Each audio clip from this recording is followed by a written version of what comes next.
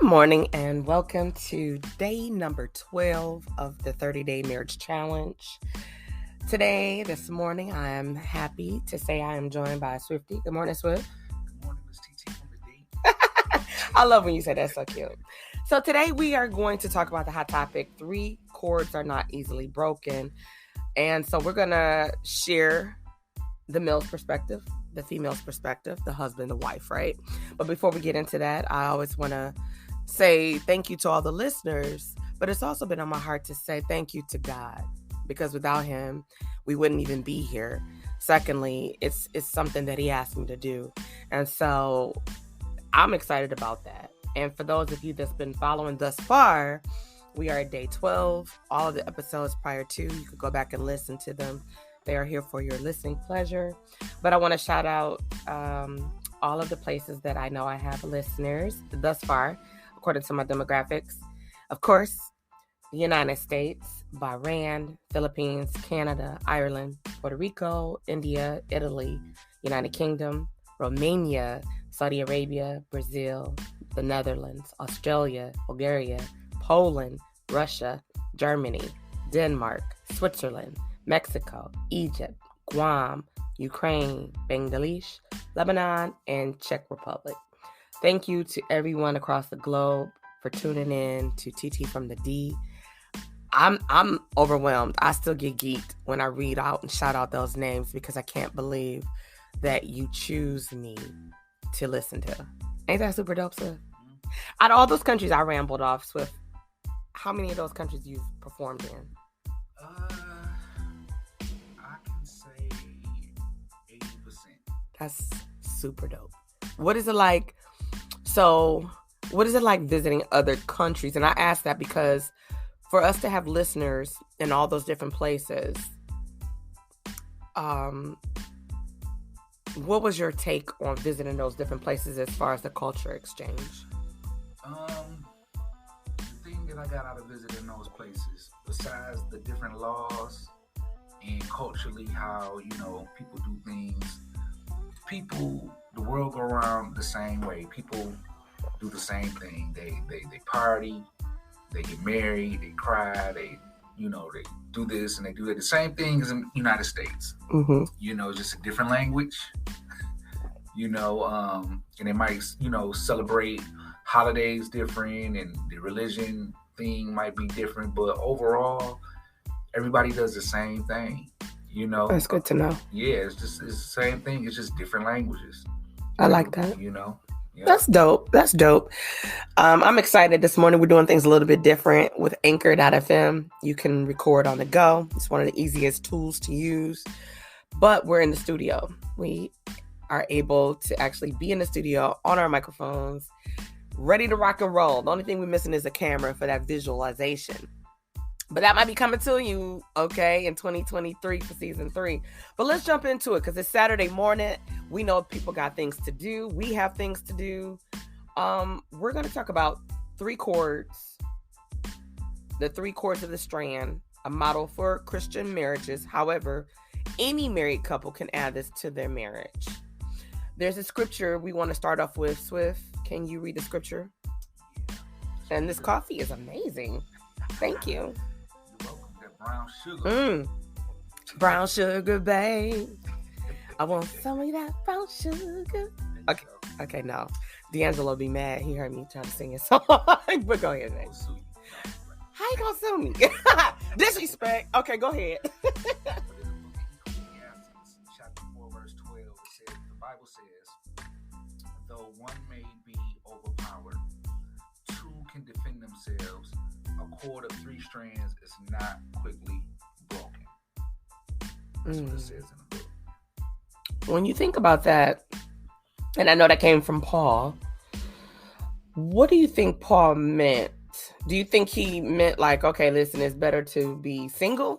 Or did he mean that singleness is preferred above marriage? What's your worldly thought against the biblical thought? The cord of 3 strands represent God, the groom, and the bride. Correct. Yes. And basically, braiding these 3 things symbolizes, joining as one. Okay. So you got one man, one woman, and one God in the marriage. So it's one, you know. I'm glad you emphasize one man, one woman in the marriage. Because some people want to have the wife, the girlfriend, the mistress in the marriage. Or what's the name? So, okay, I guess for y'all it would be side dude. You know, you a mister? Because if she a mistress, are you a mister? Okay, I'm sorry. A mister? No. No, that's definitely not it. That's definitely not it. I got to look up the word for that in the dictionary. It could be like side dude, right? Side chick. We got a cuter name. That's his side chick. That's his side boo. I think they say side dude. That don't even sound right. I know they say that, but that's if y'all gonna do it correct. It's like I'm playing. No, okay. All right, so let's talk about this. We know this in Genesis 2:18. The Lord said, "It's not good for man to be alone. I'll make a helpmate suitable for him."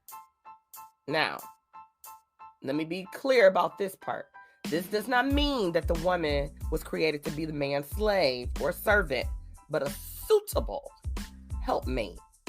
What's your thought on that? That's self-explanatory. Like this might go over a lot of people's head. Like men was created to have dominion over the earth, and I mean this in the most respectable manner. When I say dominion, rule over things of the earth, they was ruling the things of the earth before the woman came. So this the is animals true. And the trees and the land and things of that nature. So God decided to give them a helpmate and to have certain strengths. The men have certain strengths and the woman have certain strengths, and they can go ahead and she can help him with these certain strengths, but they still be together as one. I like that. Yeah. So it's not having dominion over her to overpower her, or things of a ruling type of conversation, like I rule over you since God created you for me, but to use your strengths to help me and to also be as one as well. Okay. Yeah. You so sweet. Okay. Yeah, okay.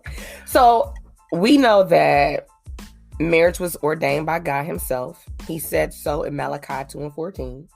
The Lord hath been witness between you and the wife of your youth, against whom you have dealt treacherously with. Yet she is your companion and the wife of your covenant. And a lot of people don't even really realize too. This is a side note. We both have our different strengths or whatnot. Yes, we do. And when you take the letter M for man has his strength. And then when you turn the M upside down, that represents a W. So you have your own strength as well. Come on, superhero. Yeah, but we won. Oh, you're so cute. No, I didn't. As I always tell you guys, this is not scripted. This is straight from the dome. Swifty be surprising me with some of this stuff. I'm going to tell y'all a quick funny thing real quick, and then we're going to jump into this because we ain't going to deviate. It is Saturday. We ain't in a hurry, but we is in a hurry. We is. For all of my English friends out there in education, don't come for me. I'm just being funny. But seriously, one of the things I found very interesting about Swifty when I first met him back in 2003, we met on a movie set, and we were at the end of the evening of production rehearsal for the film. Shout out to Boss Man, 7 Days on 7 Mile. Okay. Whoop, whoop. So, we were getting into some good, deep conversation. I don't even know how we got on talking about the Bible. And so it was late. It had to be around 11 o'clock at this time. And so I remember there was a guy, Dave, but we call him that nigga Dave. Okay, that nigga Dave. That's what we called him. Okay, don't judge us. Okay. It is what it is. But he was super cool, mad cool. And we were just having a good conversation. And Swifty and Dave had got into not a argument, but like a really serious discussion. And Swift started quoting scriptures. And at that time, I didn't really know him outside of him being an entertainer. And he was new to the fold. He happened to be in and out with rehearsals because you was touring heavy back then.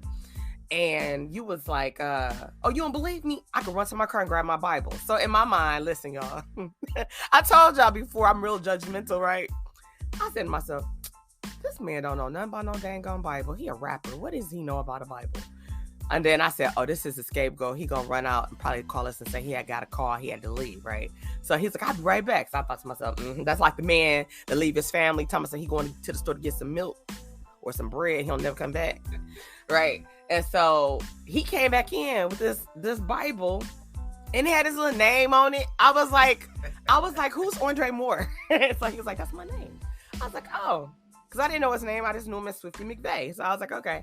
So he going back and forth, and he's showing, and I really sat back like, this dude is not only talented, but he educated on the word.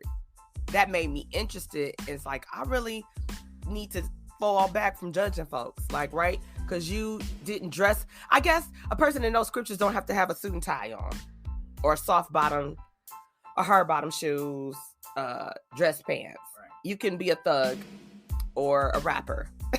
You could be one of the hardest dudes in the hood and still know the word of God. And I say that not to be funny, but in marriages, we're married to all kind of different people. No matter what your role is in the world, at the end of the day, your role at home, your role in your covenant, your role in your union is husband and wife. Okay?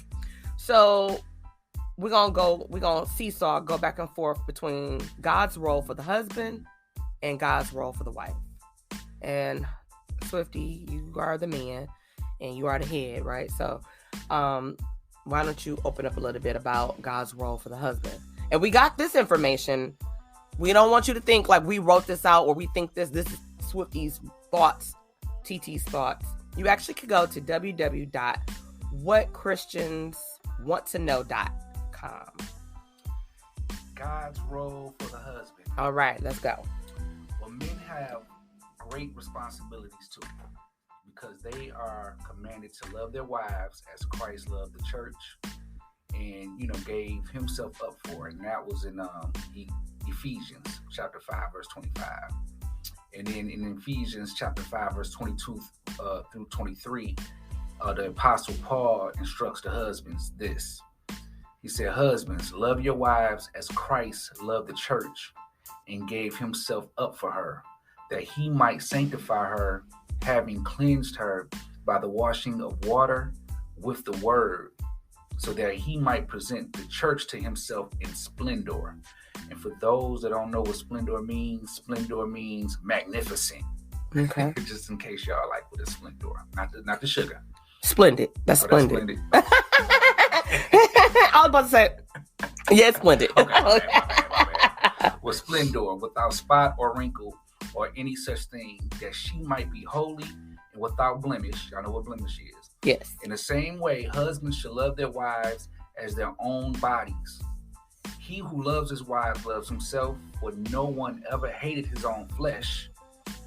But this is what it's saying in the word. Maybe some people don't like their flesh, but some people don't. Yeah. And this is Apostle Paul talking back in the day, before all the things of the world came and we started having these different type of thoughts about ourselves. Right. But see, no one ever hated his own flesh, but nourishes it, cherishes it, just as Christ does for the church. Mm-hmm. Because we are members of his body. So therefore, a man shall leave his father and his mama and hold fast to his wife, and the two shall become one flesh. Mm-hmm. Yeah, basically, that's what he basically said. Now, when you got married, a lot of times back in the day, so old school versions of getting married, we courted, okay? And not the basketball court, okay, for the young millennial married people. You courted, you dated, you got to know each other. And I think that's part of the problem. We can meet people in more modern ways. It's not always, I met my wife or my husband in church, okay? Oh, we was at the club, and I saw her, I saw him. I read a beautiful love story of a local entrepreneur, how she met her now husband. It was dope, right? And she's an influencer. I'm not gonna put her name out there, but I would love to have her on the show to talk about that. I love stories like hers, and there's several of them, including our story. But you can meet people in the most darndest ways and in the most darndest places. However, at the end of the day, how you see someone is how you see them. right? And when we connect with people, the foundation, this is TTism. My personal opinion is you need to build a friendship first. A lot of people, I think they lust and they don't get to know each other because they're all lustful. And then we do stuff out of order. Like, we shouldn't be fornicating. We shouldn't be having sex before marriage. We shouldn't. And when I think about it, sometimes I get convicted in my spirit. And my spirit is old, right? Very old. It's older than how old I am in the world. I'm 47 in the world. But my spirit is an old spirit. When I was young, growing up, people always told me I had an old soul. I didn't know what that meant. And older people would always say that. I used to be like, what that mean? Like, I didn't get it, right? And so it was more of a understanding and learning. But it's kind of like we kind of connect. And that's one thing I can appreciate about our marriage, Swift, is that we have a friendship. And I like to tell people this, when we were heavily involved with our marriage ministry group at our church, at Citadel of Faith Covenant Church. Shout out to Pastor Harvey Carey and First Lady Nancy Carey. We learned the importance of building relationships, right? Getting to know one another, reinventing what that looks like. I remember when we did something outside of our marriage group at the church, and we did the married couples pour meet and greet. Remember when we did that? When I first kind of officially introduced it. And that's just something that I did. It wasn't a part of the church. And this is before I became a marriage ministry leader. We had a meet and greet at Bahama Breeze. And we were surprised about the amount of couples that came out. And I was only hoping for like at least 3 couples. And we had several. It was amazing. Shout out to Bahama Breeze in Troy. They allowed us to have that back room. And we did some exercises. I made some gift baskets. And 2 of the gift baskets I made, one had a big bottle of wine with 2 wine glasses and candle and some other things in it. Another one had 2 mini bottles of wine and wine glasses and candles and some other things in it. And the couple that knew each other the longest got the basket of wine that had the smaller bottle. And the couple that knew the least won the bottle with the bigger bottles. What was amazing is that, and that was so funny because they're friends of ours, the couple that won, and I ain't gonna put their name out there because I didn't let them know, and they're friends of ours, and I don't think they would care anyway, but still just whatever. They were married probably the longest, and because we changed in our marriages, they realized through that little icebreaker that a lot has changed with them, and they didn't know each other the way that they thought they knew each other. And it was no disrespect. It just reminded us that we're always constantly growing, right? And it brings us to the topic, 3 chords are not easily broken. When you keep God in the center of your marriage, at the top of your marriage, and you respect one another, and you love one another, and you pray for one another, you know that we change. Not only do we change outwardly with the appearance, we change internally, spiritually, mentally, emotionally. If I'm wrong, tell me I'm wrong. I agree. Okay. And so, and the couple that knew each other, the shortest time had the big bottle of wine, of course, rightfully so, but it was more of that gave them time to sit and relax and unwind and get to know each other. Take time. You know, when you have a glass of wine, shout out to our sister Sydney.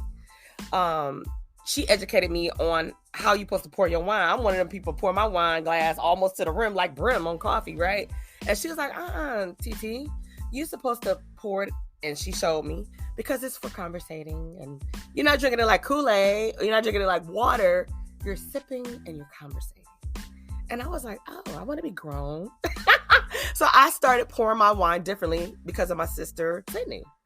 And you learn things. See, that's something else. You learn things. I like to say we cherry pick. And we add things to our marriages that we like, we're fond of, that we're inspired by. And there's nothing wrong with that. But if I want to jump into God's role for the wife, God made us, right? He made the male so we can co-equal. We can cohabitate before Christ, right? By design.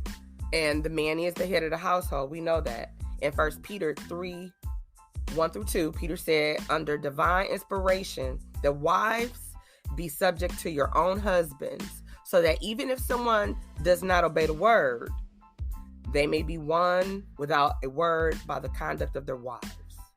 When they see your respectful and pure conduct elsewhere, and that can be found in Colossians 3:18-19, it is written, wives, submit to your husbands as in fitting in the Lord. But husbands are also commanded by God to love your wives and not be harsh with them, right? So there should be no laying of hands upon your spouse, male or female, unless it's in a loving way. Okay, some men in some countries.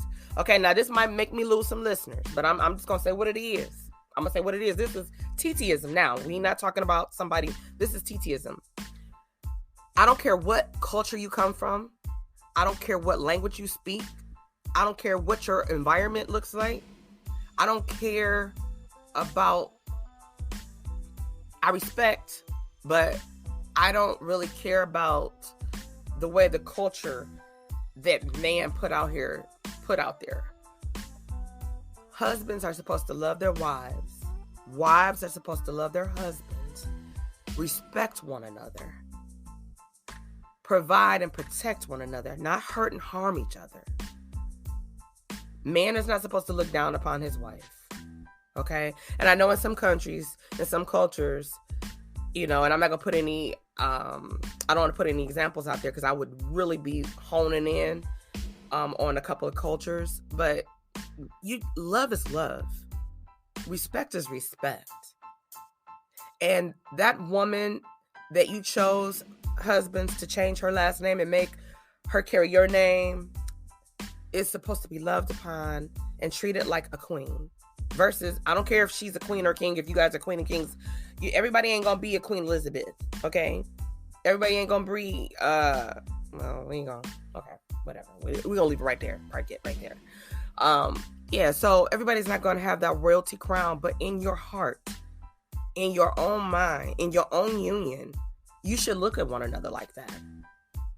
Now, me and Swift were talking this morning prior to doing this episode. We're going to talk about equally yoked. Not today, but the importance of being equally yoked really is hand in hand with building a friendship. And through building a friendship, you discover if you're equally yoked. You agree? I agree. And like I said before, it's not just all about, because I've said this to a lot of people in the past, and I heard a lot of people say, well, we went to church together a couple times. We do go to church. Well, it's not about church. Come on now, make it plain. Say that again for the people that ain't listening. Yeah, being equally yoked is not about church. I'm not an expert or a counselor or nothing, but I will say that it's just all about being on one accord spiritually. And if you're on one accord spiritually, I think, things would move in such a smooth fashion, and it's just not all about going to church is dope. Yes, you know what I'm saying? Definitely. So don't get me wrong, but it's just not just about going to church. It's about having the same being on one accord spiritually, just spiritually within yourselves, the way you guys look at things and the way you respect each other's thoughts and views and visions. You have to be on one accord. You have to be open-minded. You both have to have your spirit has to be open in such a way to where it can kind of balance things. Mm-hmm. That's my take on being equally yoked. Not so much as just being religious together. You know what I'm saying? Yeah. So I just had to throw that out there. So God's design for marriage. Now here's some proof that bigamy is not scriptural. As Paul says in 1 Corinthians 7:1-5, that each man should have his own wife and each woman her own husband. Okay? The husband should give to his wife her conjugal rights, and likewise the wife to her husband. For the wife does not have the authority over her own body. Now, I have a problem with that, but this is what they said in the Bible, so I'm going to say that.